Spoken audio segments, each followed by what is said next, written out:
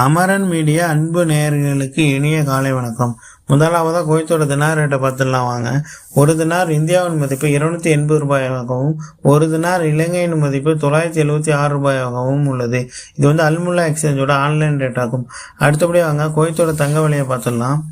1 gram 24 carrot தூய தங்கத்தின் விலை 32 தினார் 986 ஃபீல்ஸ் ஆகவும் 1 கிராம் 22 கேரட் தூய தங்கத்தின் விலை 30 தினார் 248 ஃபீல்ஸ் ஆகவும் 1 கிராம் 21 கேரட் தூய தங்கத்தின் விலை 28 தினார் 863 ஃபீல்ஸ் ஆகவும் 1 கிராம் 18 கேரட் தூய தங்கத்தின் விலை 24 தினார் 740 ஃபீல்ஸ் ஆகவும் உள்ளது. இப்போ வாங்க குவைத் செய்திகளுக்குள்ள போயிடலாம். அதுக்கு முன்னாடி நம்ம சேனலை சப்ஸ்கிரைப் பண்ணாதவங்க சப்ஸ்கிரைப் பண்ணிடுங்க. பக்கத்தில் இருக்கிற பெல் ஐக்கானே கிளிக் பண்ணிடுங்க. அப்போ தான் நம்ம போடக்கூடிய ஒவ்வொரு வீடியோக்கும் நோட்டிஃபிகேஷன் மூலம் உங்களுக்கு வரும். இப்போ வாங்க வீடியோக்குள்ளே போகலாம். குவைத் அரசுக்கும் சகோதர நட்பு நாடுகளுக்கும் இடையிலான வரைவு சட்டங்கள், ஒப்பந்தங்கள் மற்றும் புரிந்துணர்வு ஒப்பந்தங்களை அமைச்சர்கள் குழு அங்கீகரித்து அவற்றை நாட்டின் அமீருக்கு சமர்ப்பிப்பதாக தெரிவிக்கப்பட்டுள்ளது. மேலும் குவைத் மாநிலத்தின் நிலையையும் பல்வேறு துறைகளில் இந்த நாடுகளுக்கான அதன் உறவுகளையும் மேம்படுத்துதல் பற்றியும் தெரிவிக்கப்பட்டுள்ளது.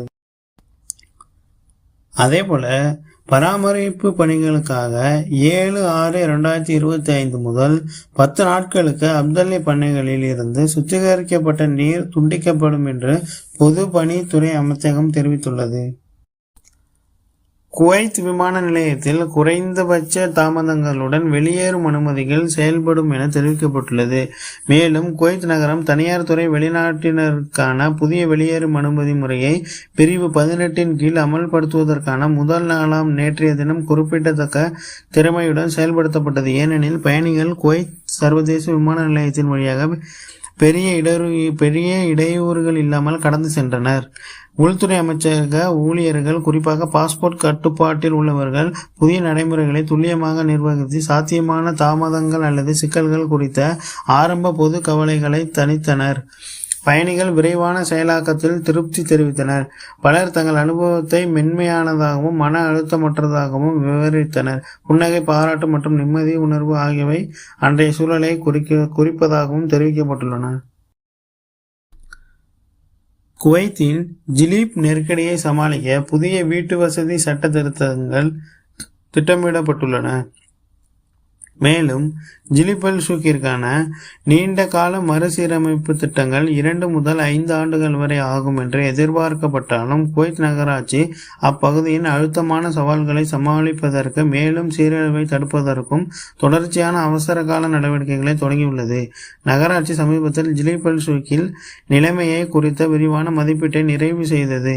இது ஒழுங்குமுறை, சட்டமன்றம் மற்றும் நிறுவன பரிமாணங்களை உள்ளடக்கிய முன்மொழியப்பட்ட தீர்வுகளின் தொகுப்பில் உச்சக்கட்டத்தை அடைந்தது. மதிப்பாய்வு செய்யப்படும் முக்கிய சட்டமன்ற நடவடிக்கைகளில் நியமிக்கப்பட்ட குடியிருப்பு பகுதிகளில் திருமணமாகாதவர்கள் தங்குவதை தடை செய்யும் வரைவு சட்டத்தை தயாரிப்பதும் அடங்கும். இந்த சட்டம் விதிமீறுபவர்களை நிர்வாக ரீதியாக வெளியேற்றவும், இணங்காத அலகுகளுக்கு மின்சாரம் மற்றும் நீர் விநியோகத்தை துண்டிக்கவும், நகராட்சிக்கு அதிகாரம் அளிக்கும், உடனடி அபராதம் விதிக்கவும், சொத்து உரிமையாளர்கள் அல்லது ஒப்பந்தக்காரர்கள் அதிகபட்சமாக 6 மாதங்களுக்குள் மீறல்களை நிவர்த்தி செய்ய வேண்டும் என்றும் 2016ஆம் ஆண்டின் 33ஆம் எண் நகராட்சி சட்டத்தில் திருத்தங்கள் பரிசீலனிக்கப்பட்டு வருகின்றன. சிறை கைதிகளின் நலனுக்காக 40 புதிய திட்டங்கள் செயல்படுத்தப்பட உள்ளதாக தெரிவிக்கப்பட்டுள்ளன. மேலும் கைதிகளுக்கான திட்டங்களை செயல்படுத்துவதை மறு ஆய்வு செய்வதற்காக தொண்டு நிறுவனங்களின் தலைவர்கள் மற்றும் பிரதிநிதிகள் அடங்கிய குழு நேற்றைய முன்தினம் மத்திய சிறைச்சாலைக்கு வருகை தந்தது. சனாதோ முயற்சியின் 2ஆம் கட்டத்தின் ஒரு பகுதியாக சீர்திருத்த நிறுவனங்களின் பொது நிர்வாக இயக்குனர் பிரிகேடியர் ஜெனரல் ஃபஹத் அல் ஒதைபி கூறுகையில், மத்திய சிறையில் உள்ள கைதிகளுக்கு சேவை செய்வதில் உள்துறை அமைச்சகம், மனித உரிமைகளுக்கான தேசிய பணியகம், நாமா தொண்டு நிறுவனம் மற்றும் மனித கட்டுமான சங்கம் ஆகியவற்றிற்கு இடையேயான ஒத்துழைப்பில் முன்னணி தேசிய மாதிரிகளில் ஒன்றான சனதோ முயற்சிக்கு நன்றி. சீர்திருத்த நிறுவனங்கள் சமூக கூட்டாண்மையின் மேம்பட்ட கட்டத்தை கண்காணிக்கின்றன என்றும் அவர் தெரிவித்துள்ளார். குவைத்தில் குழந்தைகள் வெளிநாட்டு பயணத்திற்கு தந்தையின் ஒப்புதல் ஏன் முக்கியமானது? மேலும் குவைத்தில் ஒரு தாய் தனது மைனர் குழந்தையை நாட்டிற்கு வெளியே அழைத்து செல்ல முடியாது. குழந்தையின் தந்தையின் வெளிப்படையான ஒப்புதல் இல்லாமல் அவர் சட்டப்பூர்வமாக பாதுகாவலராகவும் பெரும்பாலான சந்தர்ப்பங்களில் குவைத் சட்டத்தின் கீழ் விசா ஆதரவாளராகவும் அங்கீகரிக்கப்படுகிறார். இந்த தேவை குவைத் மற்றும் வெளிநாட்டில் வசிக்கும் குடும்பங்கள் இரண்டிற்கும் பொருந்தும். மேலும் குவைத் அல்லாத குழந்தைகள் தங்கள் தந்தையால் நிதியுதவி செய்யப்படுவதில் அதிக கவனம் செலுத்தப்படும். இது காவல் உரிமைகள் குறித்த திருமண தகராறுகளை தடுப்பதற்கான ஒரு முன்னெச்சரிக்கை நடவடிக்கையாகும். குவைத்தால் அமல்படுத்தப்பட்ட விதியின்படி தந்தையர்கள் தங்கள் குழந்தைகள் பயணம் செய்ய அனுமதிக்கும் அதிகாரப்பூர்வ ஆட்சேபனை சான்றிதழ் NOC கையெழுத்திட வேண்டும். தாயுடன் இருந்தால் கூட அங்கீகரிக்கப்படாத இடமாற்றம் அல்லது சர்வதேச காவல் தகராறுகளை தடுக்க இந்த நடவடிக்கை வடிவமைக்கப்பட்டுள்ளதாக தெரிவிக்கப்பட்டுள்ளது. குவைத்தில் எதிர்வரும் சனிக்கிழமை வரை புழுதி புயல் வீசும் என தெரிவிக்கப்பட்டுள்ளது. மேலும் குவைத்தில் சனிக்கிழமை வரை தூசு புயல்களுடன் கூடிய வலுவான வடமேற்கு காற்று தொடர்ந்து வீசும் என்றும் தெரிவு நிலை குறையும் என்றும் வானிலை ஆய்வுத்துறை தெரிவித்துள்ளது. மேலும் ஆய்வுத்துறையின் செயல் இயக்குனர் தரார் அல் அலி நாடு தற்போது நீட்டிக்கப்பட்ட இந்திய பருவமழை காற்றழுத்த தாழ்வு மண்டலத்தின் செல்வாக்கின் கீழ் உள்ளது. இது மிதமான மற்றும் வலுவான வடமேற்கு காற்றுடன் வெப்பமான மற்றும் வறண்ட காற்று நிறைவையை கொண்டு வருகிறது. இந்த காற்று மணிக்கு 20 முதல் 60 கிலோமீட்டர் வேகத்தில் வீசும் என்று எதிர்பார்க்கப்படுகிறது. குவைத்தின் புதிய பயண விதி அமல்படுத்தப்பட்டதால் 35,000 வெளியேறும் அனுமதிகள் வழங்கப்பட்டுள்ளதாக தெரிவிக்கப்பட்டுள்ளன. மேலும் மனித வளத்திற்கான பொது ஆணையகம் நேற்றைய தினம் முதல் துணை பிரதமர் உள்துறை அமைச்சருமான ஷேக் வதீஸ் அல்-சபாவின் பிறப்பித்த புதிய அமைச்சரவை உத்தரவை அமல்படுத்த தொடங்கியுள்ளது. தனியார் துறையில் பணிபுரியும் வெளிநாட்டு தொழிலாளர்கள் நாட்டை விட்டு வெளியேறுவதற்கு முன்பு தங்கள் முதலாளியிடமிருந்து வெளியேறும் அனுமதியை பெற வேண்டும் என்று இந்த உத்தரவு கூறுகிறது. இந்த நடவடிக்கை புறப்படும் செயல்முறையை ஒழுங்குபடுத்துவதையும் தொழிலாளர்கள் மற்றும் குடியிருப்பு சட்டங்களுடன் இணங்குவதை உறுதி செய்வதையும் நோக்கமாக கொண்டுள்ளதாக தெரிவிக்கப்பட்டுள்ளது.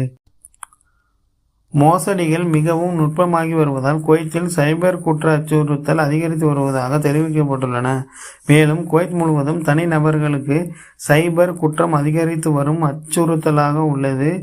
மோசடி செய்பவர்கள் தொலைபேசிகள் அல்லது பிற சாதனங்களில் இணையத்தை பயன்படுத்தும் எவரையும் குறிவைக்க அதிநவீன பயன்பாட்டை பயன்படுத்துகின்றனர். உள்துறை அமைச்சகத்தின் சைபர் குற்றத்துறை குடிமக்கள் மற்றும் குடியிருப்பாளர்களை பாதுகாக்க தீவிரமாக செயல்பட்டு வருகிறது. ஆனால் மோசடிகளுக்கு ஆளாகாமல் இருக்க பொதுமக்கள் விழிப்புடன் மற்றும் விழிப்புணர்வின் முக்கியத்துவத்தை நிபுணர்கள் வலியுறுத்துவதாகவும் தெரிவித்தார். ஜகரா சாலையில் வாகன மோதல் மற்றும் தீ விபத்தில் 3 பேர் காயமடைந்ததாக தெரிவிக்கப்பட்டுள்ளது. மேலும் ஷுவைக் பகுதியில் உள்ள ஜகரா சாலையில் நேற்றைய தினம் காலை 2 வாகனங்கள் மோதி தீப்பிடித்ததில் ஷுவைக் தொழில்துறை தீயணைப்பு நிலையத்தைச் சேர்ந்த தீயணைப்பு குழுக்கள் மீட்பு பணியில் ஈடுபட்டன. இந்த சம்பவத்தில் 3 பேர் காயமடைந்ததாகவும் அவசரகால குழுக்கள் நிலைமையை விரைவாக சமாளித்ததாகவும் காயமடைந்தவர்கள் சிகிச்சைக்காக மருத்துவ அவசர சேவைகளிடம் ஒப்படைக்கப்பட்டதாகவும் தெரிவிக்கப்பட்டுள்ளன. அதேபோல நேற்றைய தினம் பிற்பகல் அல் வஃப்ரா மற்றும் அல் நுவைசி மையங்களின் தீயணைப்பு படையினர் அல் வஃப்ரா பகுதியில் உள்ள ஒரு பண்ணையில் மரக்கிடங்கில் ஏற்பட்ட தீயை கட்டுக்குள் கொண்டு வந்ததாக தெரிவிக்கப்பட்டுள்ளன. மேலும் குறிப்பிடத்தக்க தீ விபத்தில் காயங்கள் இல்லாமல் குழுக்கள் தீயை முழுமையாக அணைத்ததாக தெரிவிக்கப்பட்டுள்ளன.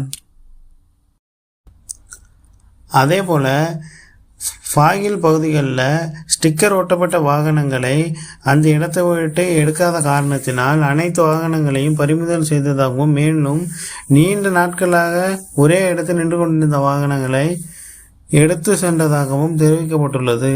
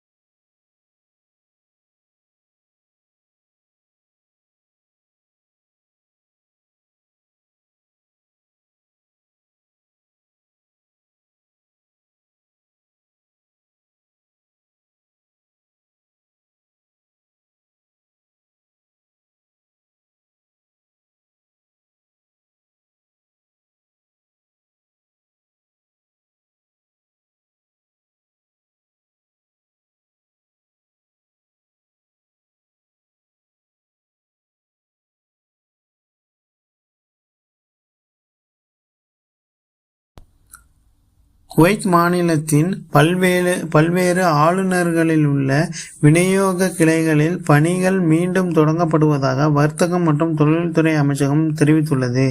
ரேஷன் கார்டு பயனாளிகள் தங்களது மாதாந்திர உணவுப் பொருட்களை பெறுவதற்காக இது 2 காலகட்டங்களாக நடைபெறும் எனவும், காலை 8 மணி முதல் பிற்பகல் 1 மணி வரையும், மாலை நேரம் 4 மணி முதல் 8 மணி வரையும், வெள்ளி மற்றும் சனி தவிர தினசரி நாட்களில், அதாவது ஜூன் 29 நேற்றைய முன்தினம் முதல் தொடங்கியதாக தெரிவிக்கப்பட்டுள்ளது. அதேபோல 3 நாட்களாக கடலில் காணாமல் போன 3 வயது துனிசிய சிறுமி மரியமின் உடல் பெனிகியார் கடற்கரையில் கண்டெடுக்கப்பட்டதாக தெரிவிக்கப்பட்டுள்ளது. குடியிருப்பு விவகார விசாரணைகளுக்கான பொதுத்துறை ஐரோப்பிய விசாக்களை பெறுவதற்கான தரவுகளை பொய்யாக்குவதில் நிபுணத்துவம் பெற்ற ஒரு கும்பல் கைது செய்யப்பட்டுள்ளதாக தெரிவிக்கப்பட்டுள்ளன. கடைசி வரைக்கும் பார்த்த அனைவருக்குமே மிக்க நன்றி. உங்கள் நண்பர்கள் அனைவருக்கும் ஷேர் பண்ணுங்கள், லைக் பண்ணுங்கள், கமெண்ட் பண்ணுங்கள், மறக்காமல் சப்ஸ்கிரைப் பண்ணிவிடுங்க.